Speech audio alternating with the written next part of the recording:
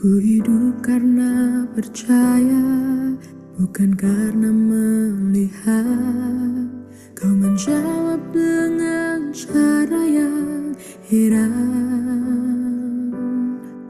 Ku letakkan imanku seturut kehendak-Mu. Kau berdaulat atas hidupku. Sekalipun pohon ara tak menghasilkan,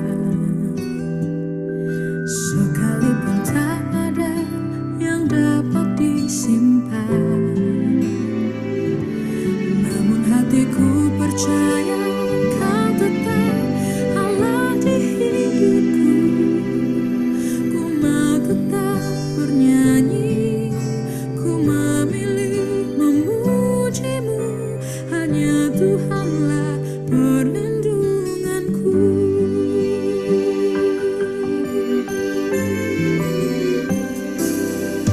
Ku hidup karena percaya, bukan karena melihat. Kau menjawab dengan cara yang heran.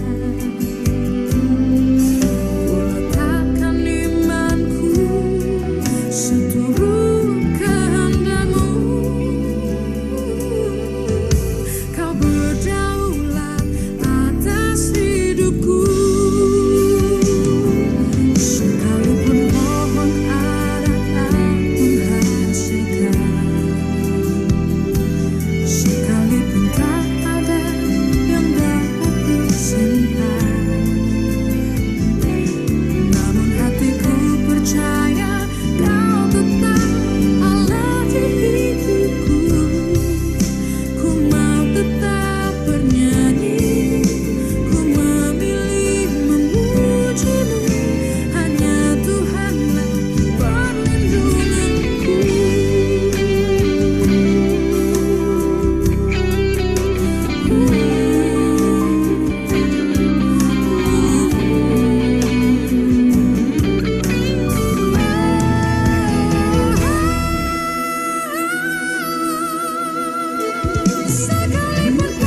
Sekalipun pohon ara tak menghasilkan, sekalipun tak ada yang dapat disimpan, namun hatiku percaya Kau tetap Allah di hidupku. Ku mau tetap bernyanyi, ku memilih memuji-Mu. Ku mau tetap bernyanyi, ku memilih memuji-Mu.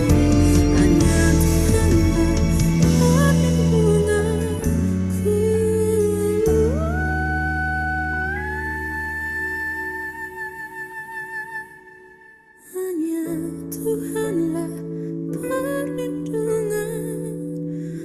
Hanya Tuhanlah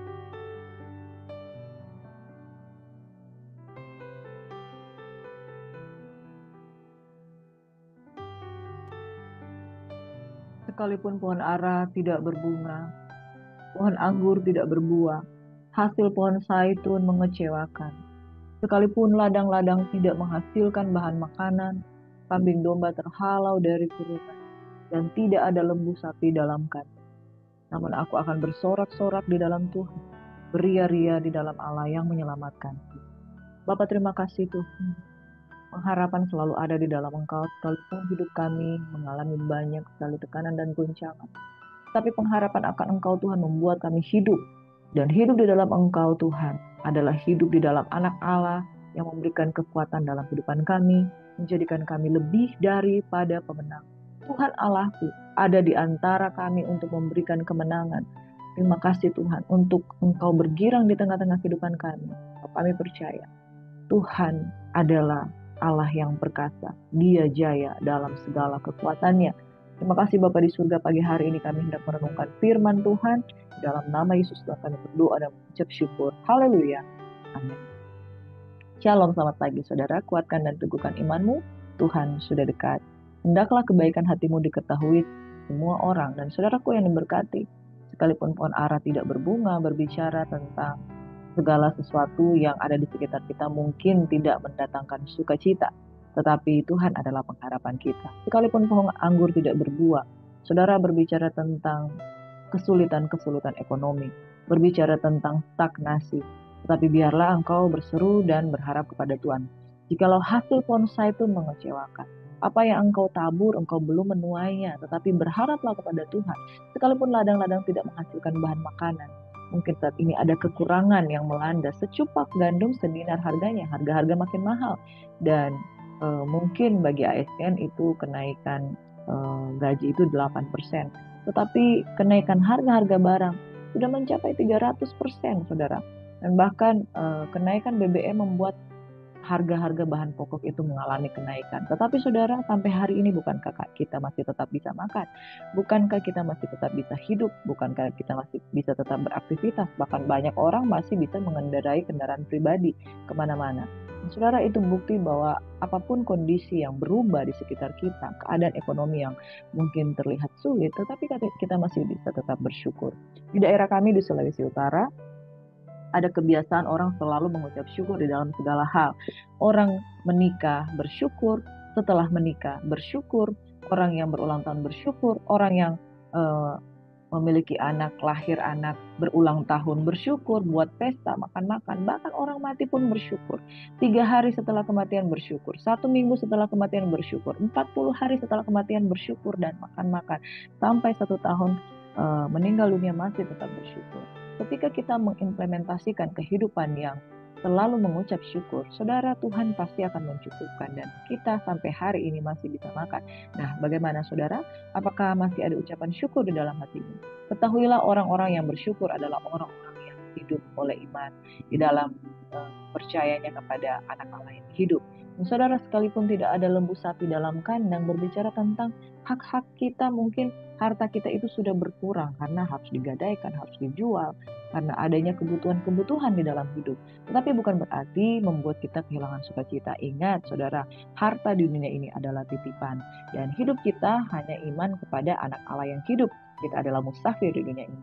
Dan biarlah kita akan tetap bersorak-sorak di dalam Tuhan, beria-ria di dalam Tuhan yang menyelamatkan kita. Demikian firman Tuhan di dalam kitab Habakuk 3 ayat 17 sampai 18. Pagi hari ini saudara yang diberkati, kita akan merenungkan firman Tuhan dari kitab Nahum, Habakuk, dan Sefanya. Saya memberikan judul tema khotbah pada pagi hari ini, yaitu sekalipun pohon ara tidak berbuah, iman sekalipun. Sekalipun engkau belum diberkati, sekalipun engkau belum ditolong, sekalipun Sadrak, Mesak, dan Abednego berkata, sekalipun Tuhan tidak menyelamatkan kami dari dalam api, namun kami tetap tidak akan menyembah patung. Saudara, iman sekalipun berbicara iman di dalam keadaan yang paling buruk sekalipun, kita tetap berpegang teguh kepada iman, percaya kepada Allah yang hidup. Saudaraku yang diberkati oleh Tuhan Yesus Kristus, sudahkah kita memiliki iman yang teguh di dalam Tuhan? Sudahkah kita memiliki kasih Tuhan di dalam hidup kita yang membuat kita tetap bertahan di dalam segala keadaan? Mari kita akan merenungkan firman Tuhan dari kitab Nahum, Habakuk, maupun Sefanya. Kitab Nahum atau The Book of Nahum berbicara tentang Nabi Nahum, salah satu dari 12 nabi-nabi kecil. Nah, saudara, latar belakang kitab Nahum ini, saudara, kitab Nahum ditulis ketika memperingati jatuhnya Niniwe. Kalau Yunus ditulis untuk menegur bangsa Niniwe, dan saudara tahu bahwa bangsa Niniwe itu atau kota yang salah satu kota di Asyur itu bertobat. Pada waktu itu Asyur adalah bangsa yang berkuasa menjajah bangsa Israel. Tetapi Tuhan memiliki belas kasihan kepada bangsa lain. Makanya Niniwe ketika mereka bertobat dan bersungguh-sungguh, mereka juga mengalami pemulihan dan pertobatan mereka membawa kepada pemulihan. Latar belakang kitab Nahum itu ditulis untuk memperingati jatuhnya kota Niniwe. Jadi sesudah itu, setelah mereka bertobat, Niniwe mengalami kejayaan. Bangsa yang besar, dia itu adalah ibu kota dari bangsa Assyria atau bangsa Asyur, seperti tercatat di dalam kitab 2 Raja-Raja dan kitab Nabi Yunus. Dan saudara, ketika Nabi Nahum bernubuat terhadap bangsa Asyur, itu sekitar tahun 663, yaitu tentara Asyur Banipal itu mengalahkan tentara Mesir, menjatuhkan ibu kotanya, serta tahun 612 Niniwe ini direbut orang Babel. Jadi saudara, bangsa Asyur itu kemudian direbut oleh bangsa Babel. Bangsa Babel itu kemudian yang menaklukkan bangsa Yehuda. Jadi kejatuhan dari bangsa Israel dan juga kejatuhan dari bangsa Yehuda itu juga dikuasai oleh bangsa Babel. Dan kemudian Nahum ini diduga berkarya di tengah-tengah bangsa Israel yang pada waktu itu telah mengalami kejatuhan karena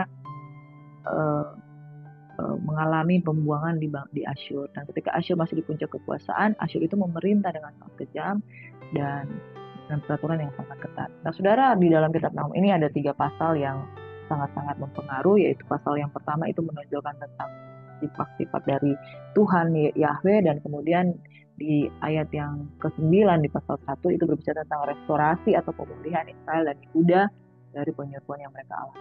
Kitab Nahum 2 dan kitab Nahum 3 itu berbicara tentang kehancuran kota Niniwe. Namun kalau di dalam kitab Nahum ini kita melihat bahwa ada pengharapan bagi bangsa Israel atau Yudea pada waktu itu. Bahwa sekalipun bangsa Niniwe di sekitar mereka itu mengalami kehancuran, tetapi pengharapan kepada bangsa ini, kepada bangsa Yudea, yaitu bangsa pilihan Tuhan, itu adalah sebagai tempat pengungsian pada waktu kesesakan. Nah saudara, yang mau saya katakan bahwa di dalam Tuhan selalu ada pengharapan. Ketika firman Tuhan katakan, walau 1000 rebah di sisi kiri, 10.000 rebah di sisi kanan, namun tetap Tuhan akan menolong kita. Malaikat Tuhan akan berkemah di sekeliling orang yang takut akan Dia.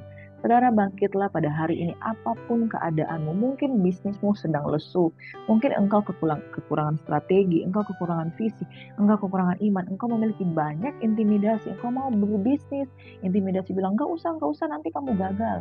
Nah saudara yang diberkati oleh Tuhan Yesus Kristus, seringkali yang membuat kita gagal bukan karena kita tidak sanggup untuk bertindak, untuk berbisnis, untuk berusaha, tetapi suara-suara di sekitar kita. Bukankah di sekelilingmu semua segala sesuatu sudah tidak ada harapan? Bukankah segala sesuatu di sekitarmu sudah tidak ada lagi tempat perlindungan? Tetapi firman Tuhan katakan kepada bangsa Yudea bahwa sekalipun bangsa Niniwe, bangsa ibu kota dari Asyur ini sudah hancur, Yudea tidak akan ikut-ikutan hancur walaupun mereka ada di pembuangan di Asyur. Dan saudaraku yang diberkati oleh Tuhan Yesus Kristus, Tuhan memberikan kata-kata pengharapan melalui Nabi Nahum, ya. Tuhan memberikan teguran dan sekaligus pengharapan bagi orang yang melihat pengharapan itu di tengah kesesakan, mereka akan bangkit. Tapi bagi orang yang fokus kepada masalah, mereka akan terpuruk. Saudara, firman Tuhan di dalam kitab Nahum, ayat yang luar biasa yang bisa saya bagikan pada kita pada pagi hari ini adalah Tuhan itu baik. Ia adalah tempat pengungsian pada waktu kesusahan. Ia mengenal orang-orang yang berlindung padanya. Ya, saudara yang diberkati, engkau pasti diberkati dengan melimpah. Pada saat engkau bersandar kepada Tuhan, pas butuh, pas engkau diberkati. Pas engkau kekurangan, pasti ada jalan. Saudara, Tuhan itu selalu berkatnya pas, bahkan berkelimpahan, luar biasa. Dia adalah tempat pengungsian pada waktu kesesakan. Ya, saudaraku yang diberkati oleh Tuhan, Dia mengenal orang-orang yang berlindung kepadanya. Nah, saudara, pada pagi hari ini, sudahkah Tuhan mengenal engkau? Kalau Tuhan mengenal engkau, sekali engkau berseru, Tuhan pasti akan membuat pergerakan yang luar biasa di dalam kehidupan. Amin. Kitab Nahum mengingatkan tentang pengharapan kepada Allah Israel. Tuhan itu adalah tempat pengungsian pada waktu kesusahan. Pada waktu kesusahan, Ia mengenal orang. Amin. Dari kitab Nahum kita belajar bahwa Tuhan tetap akan menolong kita di tengah-tengah kesusahan. Dia adalah pengungsian, tempat perlindungan dalam hidup kita. Amin. Saudara, kalau kita melihat cuaca akhir-akhir ini itu di dalam, pernah saya melihat satu video di internet, betapa ngeri sekali saudara. Badai sampai hujan batu, sampai angin topan, sampai beberapa kota itu mengalami kebanjiran yang luar biasa. Jadi saudara, ketika Tuhan berfirman, maka semuanya jadi. Ketika Tuhan mengatakan ada teguran untuk kota ini, bahkan akan diamuk oleh badai, akan diamuk oleh eh, hujan badai, saudara, itu pasti akan terjadi. Tapi saudara, orang yang berlindung kepada Tuhan, engkau bisa dilindungi secara fisik, engkau juga dilindungi secara rohani. Tuhan adalah tempat pengungsian pada waktu kesusahan. Jangan takut, jangan tawar hati, jangan pahit, karena selalu ada pengharapan di dalam Tuhan yang memberikan kekuatan. Saudara, kita berangkat kepada kitab yang berikutnya, yaitu kitab Habakuk. Nah, saudara, Habakuk itu adalah seorang nabi yang diperkirakan hidup di kerajaan Yehuda. Ya, ada kerajaan Israel atau Israel Utara, ada kerajaan Israel Selatan. Nah, Israel Selatan itu Yehuda pada abad ke-7 sebelum Masehi. Ke-7 itu artinya 700 sebelum Masehi. Saudara, struktur sastra kitab Nabi Habakuk didasarkan atas dua kali tanya jawab, yaitu antara keraguan-raguan Habakuk dan Allah. Jadi, seorang nabi bukan tidak pernah dia meragukan tentang keberadaan Allah. Dan saudara, pertanyaan tentang nabi pertama itu dari nabi dia berkata seperti ini di dalam Habakuk yang pertama, saudaraku yang diberkati oleh Tuhan Yesus Kristus. Dia bertanya, berapa lama lagi Tuhan? Aku berteriak, tetapi tidak kau dengar. Aku bersuruh penindasan, tapi tidak kau dengar. Mengapa engkau memperlihatkan kepadaku kejahatan? Saudara, adalah lazim dan wajar dan sering kalau kita bertanya, mengapa Tuhan? Mengapa Tuhan tidak ada pertolongan?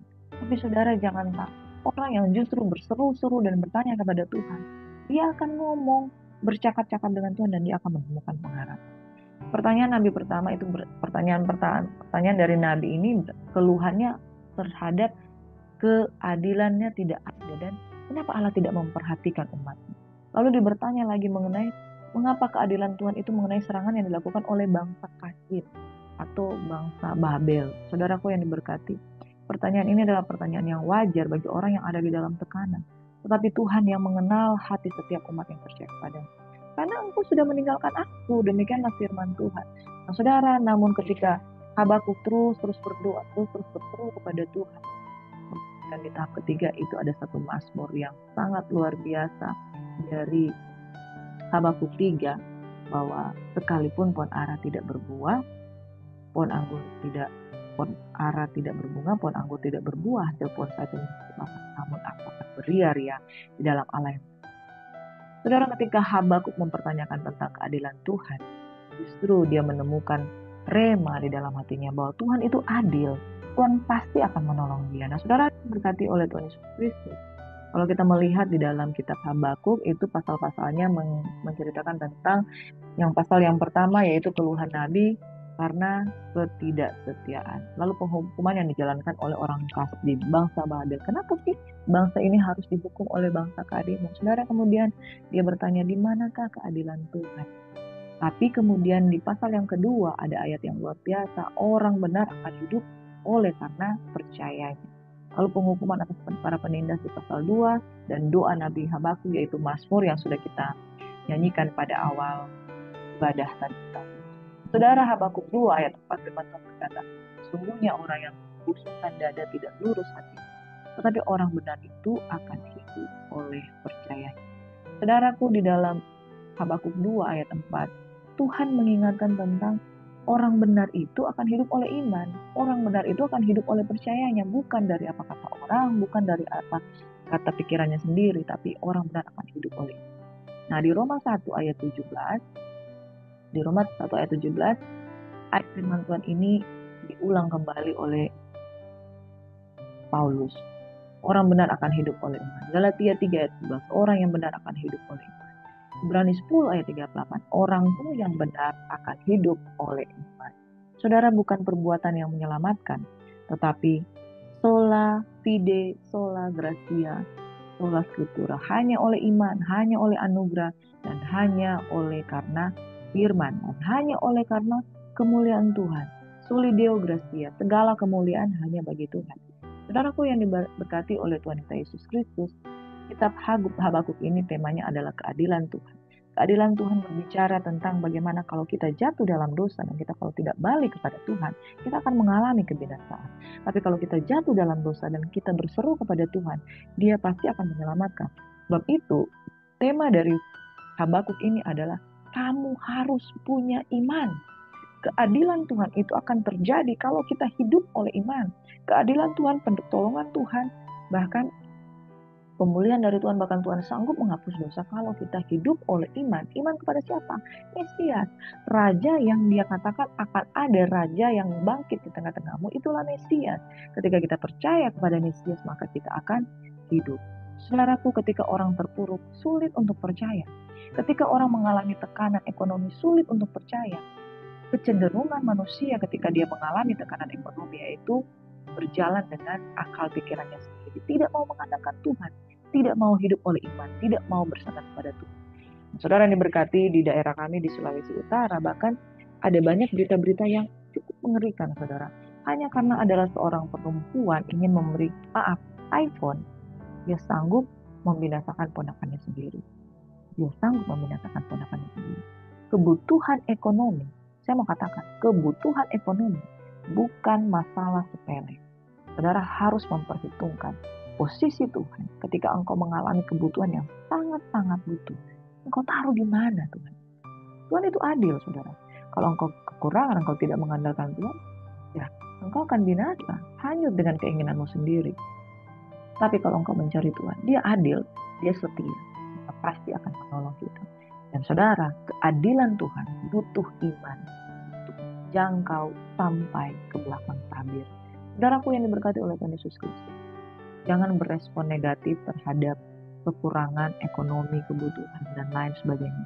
Tapi selalu mengandalkan Tuhan. Ketika engkau perlu duduk di kaki Tuhan, berdoa, kunci tangan, dan katakan, Tuhan, aku tidak mampu, aku butuh. Perlu engkau Yesus dalam hidupku. Saudara, sekalipun pohon ara tidak berbunga, pohon anggur tidak berbuah, hasil pohon itu mengecewakan. Namun, Tuhan akan memberikan kekuatan di dalam kehidupan kita. Amin. Sekalipun pohon ara tidak berbunga, pohon anggur tidak berbuah, hasil pohon itu mengecewakan. Habakkuk 3:17-18 dekat. Sekalipun semua itu terjadi, kambing domba terhalau dari kurungan dan tidak ada lembu sapi dalam kandang, namun aku akan beria-ria di dalam Allah yang menyelamatkan aku. Di sini yang kita lihat adalah iman yang bekerja, yang hidup oleh karena percaya kepada Tuhan. Saudara, keadaan ini ada di sekeliling kita, masih terjadi, tetap terjadi, dan mungkin akan terus terjadi. Tapi orang yang bersandar kepada Tuhan akan mengalami pemulihan dan pemulihan. Amin. Kitab yang berikutnya adalah kitab Sefanya, berbicara tentang hari Tuhan. Saudaraku yang diberkati Yesus, ini adalah pesan tentang bagaimana teror dan bagaimana keadaan yang dialami bangsa Israel. Tapi ini berbicara juga tentang pengharapan dari Israel, pengharapan di dalam Tuhan. Nah, latar belakang kitab Sefanya ini temanya berbicara tentang hari Tuhan yang sudah semakin mendekat, saudara. Tokoh utamanya adalah Sefanya bin Kusi, seorang nabi dari Yehuda. Dia hidup pada zaman pemerintahan Raja Yosia. Jadi Raja Yosia ini sebetulnya raja yang melakukan pembaharuan. Dan ketika Raja Yosia ini melakukan pembaharuan, maka suara Tuhan melalui Nabi Sefanya itu sangat digaungkan. Saudara. Sebelum itu ada Raja Manasya. Dia ada Raja Manasya yang memerintah sebelumnya, itu raja yang mengalami kejatuhan dan kemerosotan moral yang luar biasa. Nubuatan-nubuatan yang diberikan oleh Sefanya itu nubuatan yang menentang kemerosotan moral yang terjadi atas zaman Raja Manasya. Raja Manasya ini adalah raja yang lahir setelah Hizkia. Manasya ini adalah saya pernah mengkhotbahkan bahwa Manasya ini adalah anak yang lahir di tahun bonus dalam kehidupan Hizkia. Tetapi sayangnya Hizkia tidak menuntun Manasya ini di dalam kebenaran. Manasya itu membuat bukit-bukit pengorbanan dan dia mengalami kemerosotan moral yang sungguh luar biasa dalam kehidupan Yehuda di bidang keagamaan. Namun pada masa pemerintahan Yosia, raja ini melakukan pembaharuan. Dia melakukan pembaharuan, dia mengembalikan Israel untuk menyembah Yahweh, dan kemudian para nabi pada waktu pemerintahan Raja Yosia itu banyak memusatkan perhatian pada hal-hal politik pada masa itu. Nah, Nabi Sefanya ini ada di garis depan. Di dalam pembaharuan itu ada di garis depan bersama dengan Raja Yosia. Ia menyuarakan bagaimana hari Tuhan yang akan datang. Bagi orang baik atau orang yang setia, hari Tuhan itu merupakan hari perlindungan. Tetapi bagi orang yang tidak setia, hari Tuhan merupakan hari yang membawa kebinasaan. Sayangnya, Raja Yosia yang sudah melakukan pembaharuan yang luar biasa ini, Tuhan berkata, engkau sudah melakukan pembaruan, tapi karena sebelumnya Raja Manasye itu sudah terlampau sangat mendukakan hati Tuhan, maka Israel tetap, Yehuda tetap dinubuatkan untuk masuk di dalam pembuangan. Jadi demikian saudara, latar belakang dari kitab Sefanya. Kalau kita melihat kitab Sefanya ini pasal 1 berbicara tentang penghukuman pada hari Tuhan, dan kemudian ada seruan untuk bertobat di pasal yang kedua, dan juga peringatan terhadap hukuman atas bangsa-bangsa dan hukuman atas Yerusalem. Hal yang luar biasa di dalam Sefanya 3 ada janji kemenangan bagi bangsa ini. Saudara yang diberkati, Sefanya 1 ayat 18 berkata, baik emasnya, baik peraknya tidak dapat melumpuhkan mereka pada hari kehangatan Tuhan, melainkan oleh api gairahnya yang dimakan habis akan seluruh itu, karena diadakannya kelak kesudahan, bahkan kesudahan yang segera pada segala orang penduduk tanah ini.